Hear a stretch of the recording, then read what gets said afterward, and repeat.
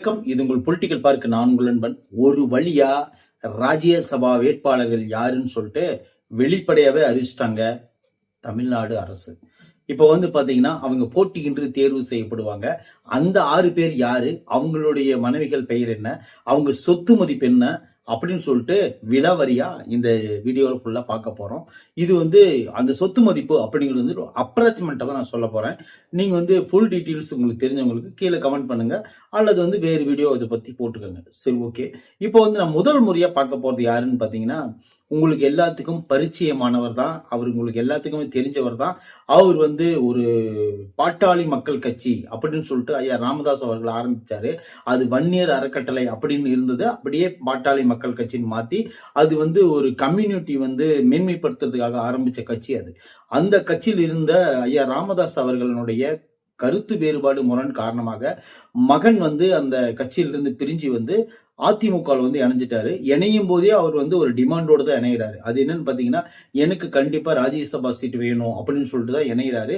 அதன்படிதான் இப்ப அதிமுகவிலிருந்து ராஜ்யசபா சீட்டு ஒண்ணு என்ன யாரு கொடுத்திருக்காங்க பாத்தீங்கன்னா, மொத்தம் அவங்க 2 சீட் கொடுத்திருக்காங்க. ஒரு சீட் அன்புமணி அவர்களுக்கு கொடுத்திருக்காங்க.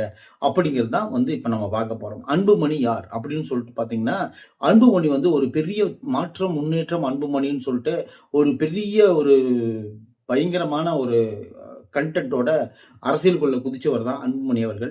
அவர் குதிக்கும் காலங்கள்ல நல்ல பரபரப்பா பேசப்பட்டு அன்புமணி தமிழ்நாட்டுக்குள்ள பெரிய ஒரு இம்பாக்டை ஏற்படுத்த போறாரு அப்படின்னு சொல்லிட்டு எல்லா இளைஞர்களும் கேட்டுட்டு இருந்தாங்க, எதிர்பார்த்துக்கிட்டு இருந்தாங்க. அந்த அளவுக்கு அவருடைய ஸ்பீச் இருந்துச்சு அப்படிங்கிறது சொல்லிட்டு அது மாற்றுக்கருத்தே கிடையாது. அப்பேற்பட்ட ஒரு அன்புமணி அவர்கள் அவருக்கு சௌமியா என்கின்ற மனைவி இருக்காங்க. அவங்களும் இப்ப அரசியல் தான் இருக்காங்க. அடுத்தது 3 பெண் குழந்தைகள் அவங்களுக்கு இருக்காங்க அப்படிங்கிறது குறிப்பிடத்தக்கது. சரி, ஓகே. அவர் இப்ப என்ன பண்றாருன்னு பாத்தீங்கன்னா, ராஜ்யசபா சீட்டு வாங்கி ராஜ்யசபாக்குள்ள போட்டியிட போறாரு. அடுத்தது அவருக்கு எவ்வளவு சொத்து மதிப்பு இருக்கு அப்படின்னு பாத்தீங்கன்னா, கிட்டத்தட்ட பாத்தீங்கன்னா 68 கோடி ரூபாய் அவங்களுக்கு சொத்து மதிப்பு இருக்கிறதா ஒரு டீட்டெயில் சொல்லப்படுது.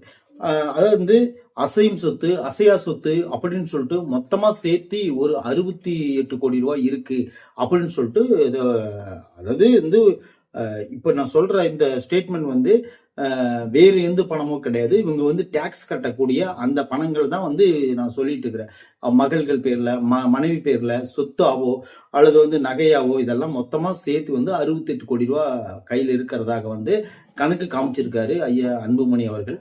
அது எந்த அளவுக்கு உண்மை அப்படின்னு சொல்லிட்டுலாம் நீங்க டீட்டெயிலா தேடாதீங்க. ஏன்னு கேட்டீங்கன்னா, அப்படி டீட்டெயிலா வேணும்னா இன்னும் நெருக்கமா போய் அரசி ஆராய்ஞ்சாதான் அது கண்டுபிடிக்க முடியும். நான் ஒரு அப்ராக்சிமெண்டா தான் சொல்றேன்னு வச்சுக்கோங்களேன். இவர் மேல ஒரு சில வழக்குகள் நிலுவையில் இருக்கு. அதுல குறிப்பா பாத்தீங்கன்னா, இந்த படிப்பு சம்பந்தமான ஒரு புதுப்பித்தல் அப்படிங்கிற ஒரு இதுல இவர் மேல ஒரு சின்ன ஒரு நிலுவையில் ஒரு கேஸ் இருக்கு அப்படிங்கிறது இப்போ ட்ரெண்டா சொல்லப்படுது. சரி, ஓகே. அடுத்தது 2வதா நம்ம யாரை பார்க்க போறோம்னு பாத்தீங்கன்னா, அன்புமணி அவர்களுக்கு கிட்டத்தட்ட பாத்தீங்கன்னாலும் 57 வயசு ஆகுது அவருக்கு. அவர் சென்னையில தான் பூர்வீகமா இப்ப இருக்காரு இப்போதைக்கு. அந்த அட்ரஸ் படிதான் இப்ப எல்லாம் தொடர்ந்து நடந்துகிட்டு இருக்கு அப்படிங்கறத நம்ம பார்க்கலாம். சரி, அடுத்தது பாத்தீங்கன்னா, அடுத்தது 2வதா நம்ம யாரை பார்க்க போறோம்னு பாத்தீங்கன்னா, திருச்சி சிவா அப்படிங்கிறவர் தான் நம்ம பார்க்க போறோம்.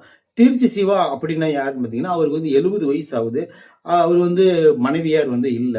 அவங்களுக்கு கிட்டத்தட்ட 7.75 கோடி ரூபாய் சொத்து மதிப்பு காட்டியிருக்காரு. கணக்குல காட்டியிருக்கிறது 7.75 கோடி ரூபாய் காட்டியிருக்காரு. அவர் திமுக சார்பில் நிக்க போறாரு. திமுக இருந்து மொத்தம் 4 சீட்டு கொடுத்திருக்காங்க. அந்த 4 சீட்ல இவர் திருச்சி சிவா ஒரு சீட்டு வச்சிருக்காரு. அடுத்தது பாத்தீங்கன்னா, தொடர்ந்து சொல்றேன். இப்ப அவருக்கு திமுக ஒரு சீட்டு கொடுத்திருக்குன்னு வச்சுக்கோங்களேன். திருச்சி சிவா அவர்களுக்கு அவர் தொடர்ந்து மக்கள் பணியை ஆட்டிட்டு இருக்காருன்னு வச்சுக்கோங்களேன். அவரு நல்ல கேதரான நல்ல அரசியல்வாதி தான் வரும். அவர் கிட்டத்தட்ட பாத்தீங்கன்னா திமுகவுக்கு மிகவும் நெருக்கமாக இருக்கக்கூடிய ஒரு நெருக்கமான அரசியல்வாதிகள்ல அவரும் ஒருத்தர். திமுக என்ன ஒரு வேலை சொன்னாலும் அதை கச்சிதமா செய்து முடிக்கக்கூடிய ஒரு ஆற்றல் மிக்க ஒரு திறமையான ஒரு திருச்சியில் ஒரு ஆள் இருக்காருன்னா திருச்சி சிவா தான் அப்படின்னு சொல்ற அளவுக்கு அவர் திமுக கிட்ட ஒரு நல்ல பேர் எடுத்தவர் தான் அவரு. அதனால திமுக விரும்பி அவருக்கு அந்த சீட்டை கொடுத்திருக்காங்க அப்படின்னு சொல்லிட்டு அரசியல் வட்டாரங்கள் சொல்லப்படுது. சரி, ஓகே. அவருக்கு 7.75 கோடி தான் சொத்து மதிப்பா நீ பாத்தியான்னு சொல்லி கேட்காதீங்க. அசையும் சொத்து அசையா சொத்து அவங்க கணக்குல காட்டியிருக்கிறது அவ்வளவுதான் காட்டியிருக்காரு. அதுக்கு மேல இருந்தாலும் வாய்ப்பு இருக்கு. அது வந்து நீங்க தான் பார்த்து கண்டுபிடிச்சு தெரிஞ்சுக்கணும். ஆனா எனக்கு வந்து தகவல் இவ்வளவு தான் வந்திருக்கு. சரி, ஓகே.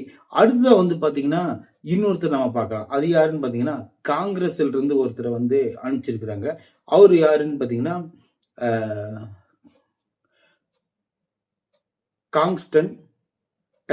கான்ஸ்டன்டைன் அப்படிங்கிற ரவீந்தர் அப்படிங்கிற ஒருத்தர் தான் வந்து நம்ம பார்க்க போறோம். கான்ஸ்டன்டைன் ரவீந்தர் அப்படிங்கிறவருக்கு 58 வயசு ஆகுது. சென்னையை சேர்ந்தவர். அவரோட மனைவி பேர் என்னன்னு பாத்தீங்கன்னா சரோஜினி. சரி, ஓகே. அவரு என்னப்பா, அவருக்கு எவ்வளவு சொத்து மதிப்பு இருக்கு அப்படின்னு சொல்லிட்டு கேக்குறீங்களா? அவருக்கு வந்து கிட்டத்தட்ட 4 கோடி ரூபாய் சொத்து மதிப்பு இருக்கிறதா அவரு கணக்கு காட்டியிருக்காரு அப்படின்னு சொல்லிட்டு நம்ம பார்க்கிறோம். ஏன்னு கேட்டீங்கன்னா, அவர் நம்ம ஏன் அந்த அளவுக்கு நம்ம வந்து பெருசா எடுத்துக்கலன்னு பாத்தீங்கன்னா, இவர் அதிகமா யாருக்குமே ரீச் ஆகுன மாதிரி எனக்கு ஒன்றும் தெரியல. ஏன்னு கேட்டீங்கன்னா, நானே இந்த பேர் இன்னைக்கு தான் கேள்விப்படுறேன். நானே பாருங்க திக்கி திக்கி படிக்கிறேன். அந்த மாதிரி தான் இருக்கு அந்த பேரு. கான்ஸ்டன்டைன் ரவீந்தர் அப்படிங்கிறது அவருடைய பேரு. அவர் வந்து இப்போ வந்து ராஜ்யசபா சீட்டு அவருக்கு கொடுத்துருக்காங்க அப்படிங்கிறது வந்து நம்மளுக்கு சொல்லப்படுது. அவர் திமுக சார்பில் அவர் வந்து நிற்கிறாரு. அதாவது 2 பேர், திருச்சி சிவா அண்டு வந்து கான்ஸ்டைன் அவர் தான்.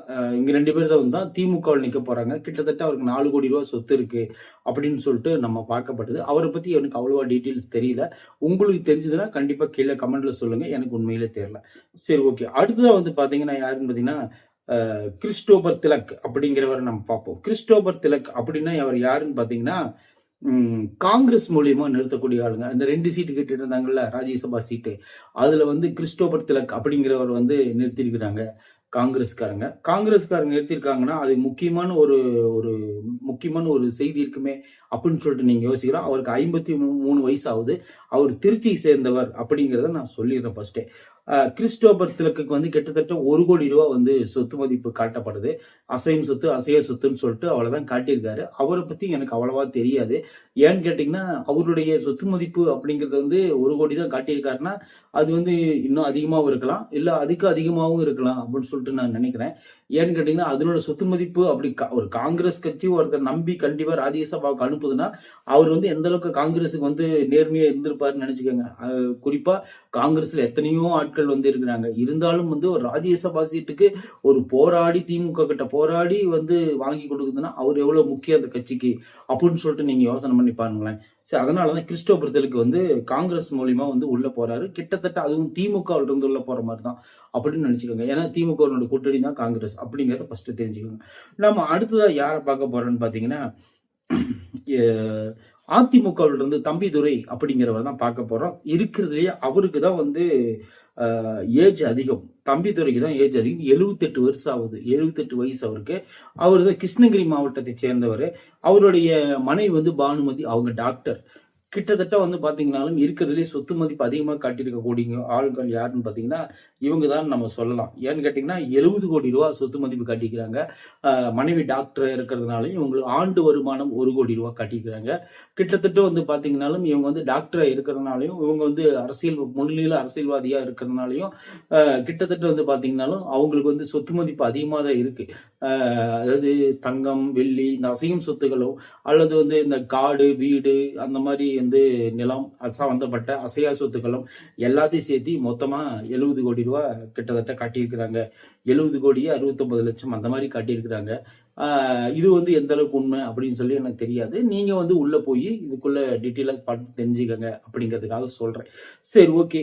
இத்தனை பேர்த்த சொல்லியாச்சு. அடுத்ததான் நம்ம யாரை பார்க்க போறோம்னு பாத்தீங்கன்னா முக்கியமான ஆளை பார்க்க போறோம். சுதீஷ், தேமுதிகவை சேர்ந்த சுதீஷ் அவர்களை பார்க்க போறோம். சுதீஷ் அவர்களை என்ன ஸ்பெஷலா பார்க்க போறோம்னு பாத்தீங்கன்னா சுதீஷ் அவர்களுடைய 20 ஆண்டு கனவு இன்னைக்கு நிறைவேறி இருக்குது அப்படின்னு நம்ம சொல்லலாம். இதுக்கு முன்னாடி அதிமுக போய் ஜாயின் பண்ணும்போதே அவங்க கேட்டாங்க, எங்களுக்கு வந்து ஒரு ராஜ்யசபா சீட் வேணும் அப்படிங்கிற மாதிரி அவங்க கேட்டாங்க. அதை வந்து தரேன்னு சொல்லிட்டு கடைசி நேரத்துல வந்து பழனிசாமி அவர்கள், எடப்பாடி ஐயா பழனிசாமி அவர்கள் என்ன பண்ணாருன்னா கடைசியில் நிராகரிச்சிட்டாங்க. அதுக்கப்புறம் அந்த கோபத்துல தான் வெளியே வந்துட்டாங்க. வெளியே வந்ததுக்கு அப்புறம் மீண்டும் நினைச்சோம்னா மறுபடியும் அங்கே போய் சேரலாமாங்கிற ஐடியாவில் இருந்தாங்க. ஆனா அங்க போனா மீண்டும் அந்த மரியாதை இருக்குமான்னு தெரியல அப்படின்னு சொல்லிட்டு அங்க மோதி இங்க மோதி கடைசி வரலும் எதுவுமே சொல்லாம இருந்து கடைசியா போய் திமுகவில் ஜாயின் பண்ணி ராஜ்யசபா சீட்டும் கையோட வாங்கியாச்சு எல்கே சுதீஷ் அவர்கள். அவங்க வாங்கி அடுத்தது அவங்க தான் ராஜ்யசபா சீட்டு மூலியமா அவங்க வந்து இப்போ வந்து அந்த பதவி அடைய போறாங்க அப்படின்னு சொல்லிட்டு நம்ம பார்க்கப்படுது. சரி, ஓகே. சுதீஷ் அவர்களுக்கு வந்து கிட்டத்தட்ட 58 வயசாவது. அவர் சென்னை சேர்ந்தவர் தான். அவருக்கு வந்து மனைவி பேர் வந்து பூர்ண ஜோதி, அவங்க மனைவி பேரு. அவங்க வந்து என்ன பண்றாங்கன்னு பாத்தீங்கன்னா 24 கோடி ரூபாய் அசையும் சொத்து, அசையா சொத்து வந்து 48 கோடி ரூபாய் அப்படின்னு சொல்லிட்டு சொல்லப்படுது. அதாவது என்ன சொல் 24 கோடி ரூபாய் அசையும் சொத்தும் 48 கோடி ரூபாய் அசையா சொத்தும் அவங்க கிட்ட கைவசம் இருக்கு அப்படின்னு சொல்லிட்டு ஒரு குறிப்பு சொல்லப்படுது. இதுக்கு மேல கூட இருக்கலாம், அல்லது வந்து இது விட அதிகமாக கூட இருக்கலாம் அப்படின்னு சொல்லிட்டு எல்லாம் எதிர்பார்த்தீங்கன்னா கண்டிப்பா அவருக்கு பின்னாடி இருக்கிற அந்த விஷயங்களை போய் நீங்க பார்த்தா தான் கண்டுபிடிக்க முடியும் அப்படின்னு சொல்லிட்டு சொல்றேன். இவர் மேல வந்து 4 குற்றவியல் வழக்கு இருக்கு அப்படிங்கிறது வந்து நிலுவையில் இருக்கு அப்படின்னு சொல்லிட்டு நாம வந்து இதன் மூலியமா நம்ம பார்க்கப்படுது. சரி, ஓகே. இவங்க 6 பேரும் தான் ராஜ்யசபா உறுப்பினர்கள். இவங்க 4 பேரும் போட்டியின்றி தேர்வு செய்யப்படுவார்கள் அப்படிங்கிற ஒரு கருத்து வந்திருக்கு. அதாவது வந்து பாத்தீங்கன்னா ராஜ்யசபா சீட்டு எதுக்கு வாங்குறாங்கன்னு பாத்தீங்கன்னா, நீங்க வந்து எல்லாரும் கூட்டணி அமைச்சு இந்த கட்சியில ஓகே இவர் ராஜ்யசபா சீட்ல நமக்கு உறுதுணையா இருப்பாரு, சட்டமன்றத்துக்கு வந்து அவர் பண்ணுவாருன்னு சொல்லிட்டு ஒட்டுமொத்த எம்எல்ஏக்களும் அமைச்சர்களும் சேர்ந்து ஒரு ஆளை வந்து அனுப்பி வைப்பாங்க. அந்த கட்சியோட தலைமை சொல்ற ஆளை வந்து அனுப்பி வைப்பாங்க. எல்லாரும் அது ஆதரவு தெரிவிப்பாங்க. கிட்டத்தட்ட வந்து பாத்தீங்கன்னாலும் அந்த கட்சியை சேர்ந்தவங்க வந்து நிற்பாங்க. அந்த கட்சி ஆதரவோடு தான் அவங்க நிக்கிறதுனால அவங்க டைரக்டா வந்து ராஜ்யசபா சீட்டை அடைஞ்சிருவாங்க. அவங்களுக்கு வந்து இந்த தேர்தல் போட்டி இதெல்லாம் சும்மா டெமோ தான். மற்றபடி வந்து அந்த கட்சிக்காரங்களோட யாருமே முரண் அறிவிக்க மாட்டாங்க. முரண் அறிவிச்சா அந்த கட்சியில அவங்க இருக்க முடியாதுன்னு வச்சுக்கோங்களேன். ஏன்னா தலைமை தானே வந்து அவங்களை அனுப்பிச்சிருக்கு. இதுதான் ஒரு காரணம், வேற ஒன்றும் கிடையாது. ராஜ்யசபா சீட்டு வாங்கின 6 பேரும் வந்து கிட்டத்தட்ட ராஜ்யசபா வந்து எம்பிக்களாக வலம் வருவாங்க அப்படிங்கிறதுல எந்த மாற்று கருத்தும் கிடையாது அப்படின்னு நான் சொல்லிடுறேன். சரி, ஓகே. இதுல ஏதாவது உங்களுக்கு ஒரு டவுட் இருந்துச்சுன்னா கண்டிப்பா கீழே கமெண்ட் பண்ணுங்க.